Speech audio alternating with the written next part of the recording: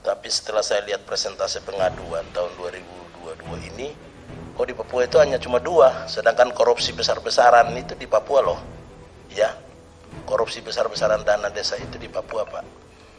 Tapi seolah-olah pemerintah itu kayak tutup mata. Silakan juga korupsi, tapi jangan asal merdeka. Metode begini yang tidak benar. Kalau melakukan semua peraturan perundang-undangan di seluruh Indonesia, wajib dilakukan termasuk di Papuanya, Pak. Baik, terima kasih. Saya lanjut, Pak Ketua. Ini ada masalah besar juga di Papua, tanah desa. Kebetulan saya di Yaukimo, Pak. Itu ada sekitar 518 desa, Pak, di sana. Di Kabupaten Yaukimo itu 518 desa, Pak. Pak Sekjen, mungkin tahun lalu ada persoalan besar yang dilakukan.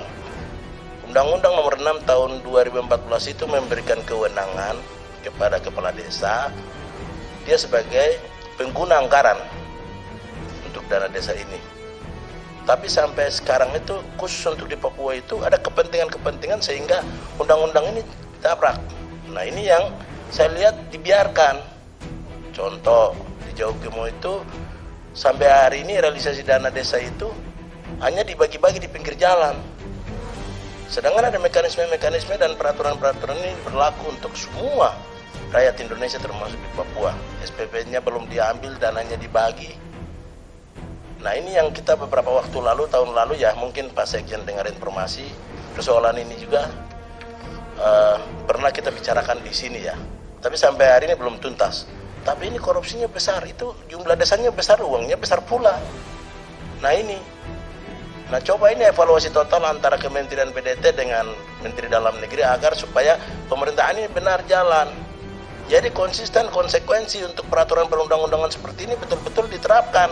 Jangan hanya di Indonesia lain boleh dijalankan tapi di Papua tidak. Nah ini gak benar nih. Nah seperti begini metode pemerintahan begini ya pasti orang Papua marah. Coba implementasinya benar peraturannya, evaluasinya betul dilakukan. Korupsi merajalela di sana, tidak ada laporan pertanggungjawaban tapi oke jalan. Nah ini nggak benar. Nah di Yaukimo itu peraturan bupati begitu diganti, padahal peraturan itu kan masih lama. Begitu dia kemauannya diganti, oleh jalan anggarannya jalan, mana bisa begitu? Nggak boleh peraturan begini, membuat masyarakatnya jadi korban, Pak. Coba evaluasi total nih.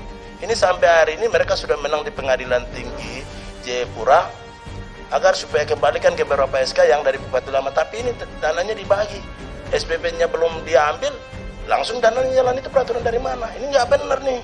Ini evaluasi total untuk khusus untuk 518 desa di Kabupaten Yaukimo, segera evaluasi untuk tahun 2022 ini. Dan 2023 jangan anggaran diturunkan lagi, tidak boleh. Saya atas nama rakyat Papua khusus untuk Yaukimo tidak boleh lagi. Masyarakat kita jadi jadi subjek pembangunan tapi realisasinya hanya tidak dilakukan dengan benar. Ini nggak boleh. Coba Pak Sekjen dan jajarannya cek, cek untuk benar tidak ini. Sampai sekarang bisa saja jadi potensi hukum. Hari ini teman-teman di sana sudah 518 desa itu sudah pengajuan di pengadilan, mereka udah menang, tapi bupatinya bagi di jalan. Nggak boleh itu. Coba evaluasi yang benar nih Pak Sekjen ya, khusus untuk Kabupaten Yaukimo. Mungkin itu saja yang saya bisa dapat sampaikan.